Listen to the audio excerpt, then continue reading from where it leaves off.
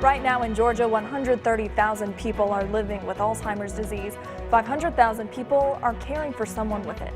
There's no cure, and doctors say it's a public health crisis as more memory care facilities open up across our area. Good evening, I'm Christy Etheridge. I'm Richard Rogers. This disease is now the 6th leading cause of death in our nation, and doctors are worried those numbers will just keep growing. And it's already growing at alarming rates. I sat down with one expert who says at this point it's not an option not to find a cure.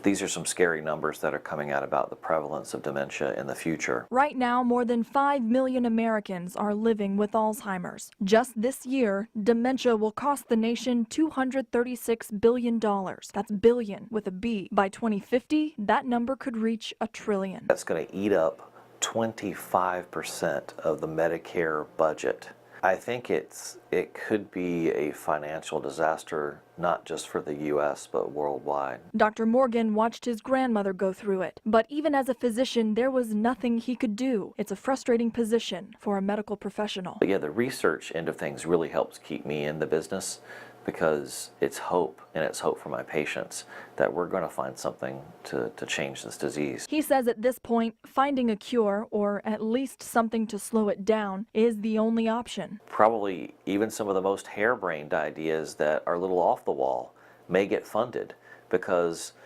we've got to find something to slow this disease down and change it. You can already see where some of the money is going. So this is our main lobby living area. Assisted living and memory care facilities are popping up all around town. Marshall Pines is dedicated solely to those with dementia. We're just helping them to live with the disease and live safely. They're set to open up next week and already have 10 families waiting to move in. Although the numbers don't look bright, both Kathy Crumley at Marshall Pines and Dr. Morgan at Augusta U want families to know one thing. So all of us, we understand what people are going through and we care.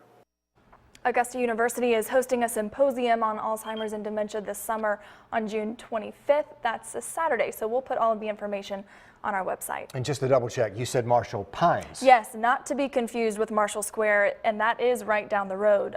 Totally different company, completely different purpose, just completely different all around. She told me, though, the reason Marshall is in the name is because the facility is actually built on the Marshall family land, and that was a requirement when they built. That makes sense.